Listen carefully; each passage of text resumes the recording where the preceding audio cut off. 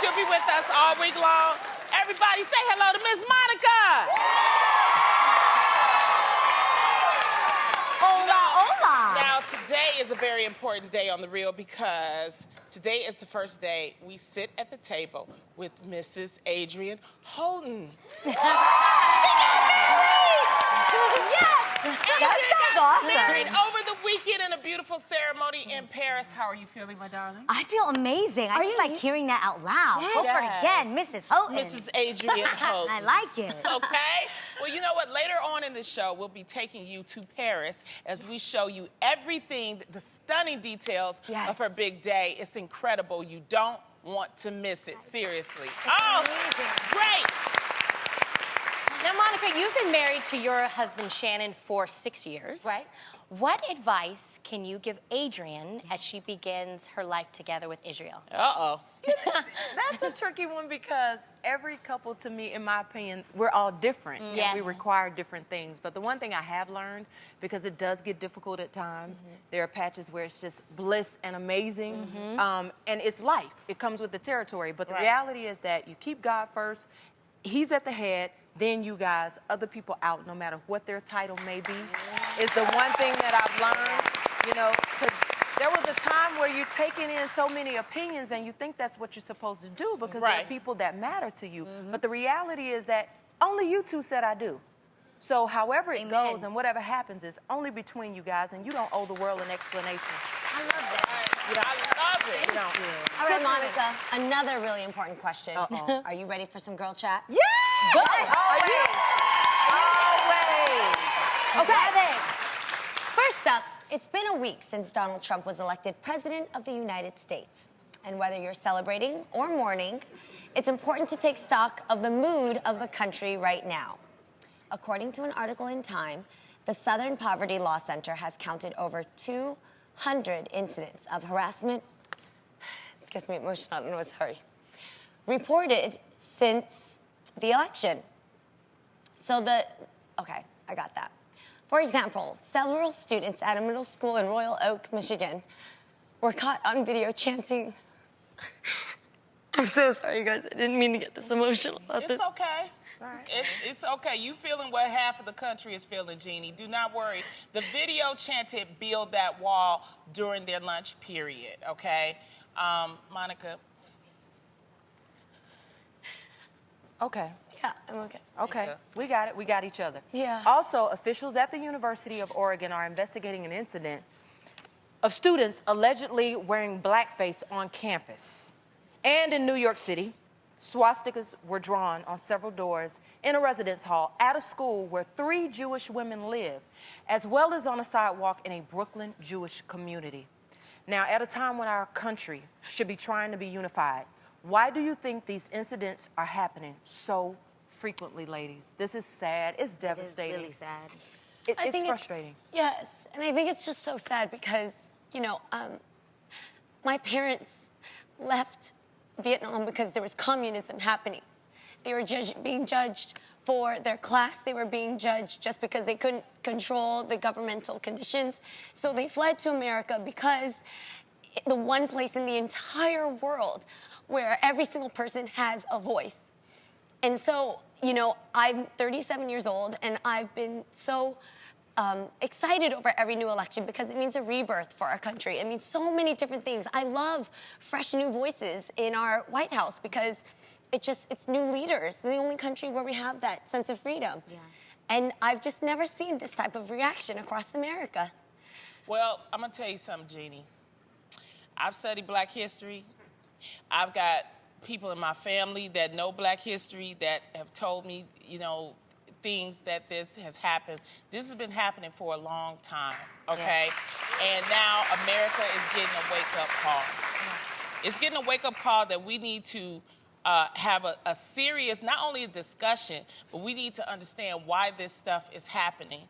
And it's not right. I mean, you know, this is a democracy. And part of democracy is sometimes your candidate wins and sometimes your candidate loses. Right. So if you're on the part where the candidate is losing, you got to understand why, and you try to mobilize. You know, protest is different than harassment.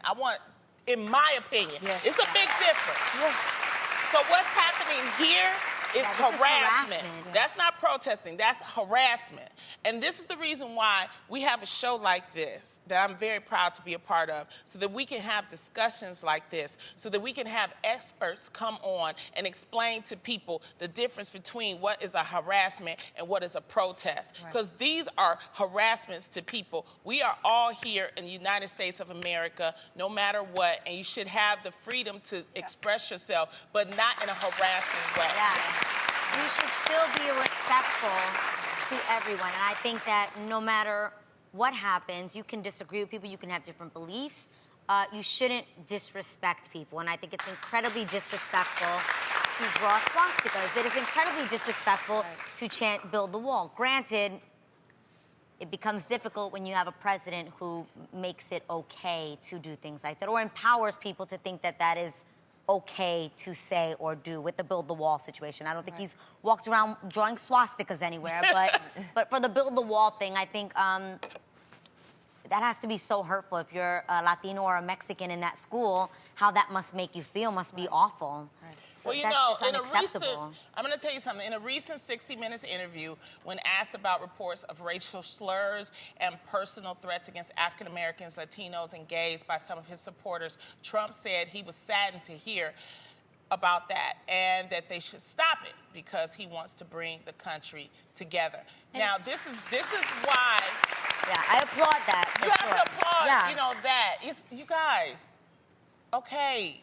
Well, Lonnie, and I have to say that call myself an optimist, whether, you know, you like it or not, but... Don't say me. No. I'm just saying in general, I want to believe that we have more good people in this country than bad. However, it's now time for us good people to not be silenced. Yeah. We have to stand up for what's right and help our brothers and sisters. Absolutely. I don't want us to be divided because of that all of doesn't this help stuff that's anything. happening. Now, more than ever, it's time for us to unite. Yeah. Yeah. For sure. And you know, I feel like this election has also given way to a lot that was already there, clearly, but it was hidden. So what this election has done has made people that are comfortable with racism and things of that nature, who initially felt like, okay, I'll keep that to myself or amongst my core group. Exactly. It has now become widespread and accepted.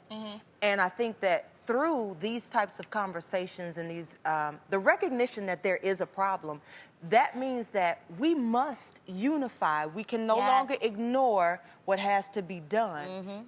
We must unify, because now people that have never used the term minority have realized they are one. Right. And for so long, a lot of people that were part of the minority, myself included, a lot of times we grew up understanding. Having a grandmother raised in Noonan, Georgia. Okay, tell it. Yeah. It got really real and stayed that way for a long time. Or having children now that can go to a school where my mother was not allowed to use their water fountain. You realize that some change has happened, but not yet enough. Right. And you have these amazing groups of people that haven't had a reason to speak. Now we all got a reason to speak. Exactly. Because when you don't, I'll tell my kids this, if you don't contribute to the solution, you're a part of the problem. That is in silence as well. And I really want to commend Mr. Trump for saying those words when the world needs to hear it more than ever. We need to hear a leader that is making the people feel protected and safe. That's the #1 quality that I look forward to in my president, who it may be.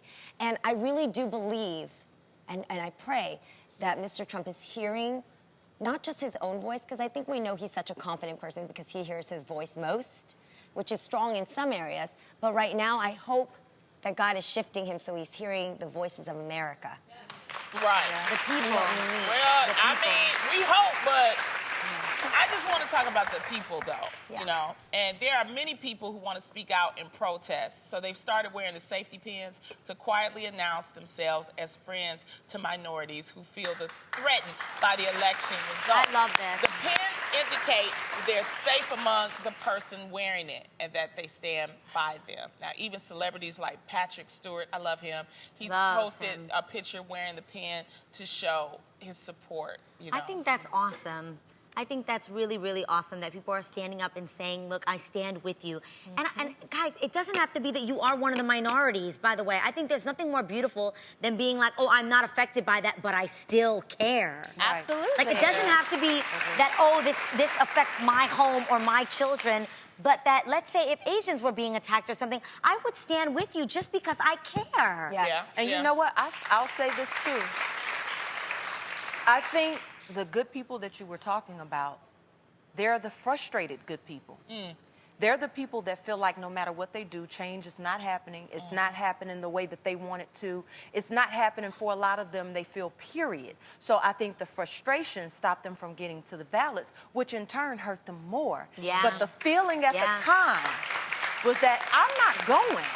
The driver that drove me here said, I don't vote. Well, you I know, don't do that. What's really funny, though, too, even it's been reported, even Donald Trump said, I didn't think I'd make it past October 2015. He didn't know, you know, and so that's why I think I always have takeaways. I think you have to be careful about what you're doing. This is not a game. This is the world now. Right. So you have to be very, very careful. You have to take people seriously. I agree. You know, this is not reality show. This ain't a TV show. We can edit. You can edit what I say. Right. But now, This is real life. This is the real test. And you know what? It was funny because when he met with President Obama, you see how he got humble, okay?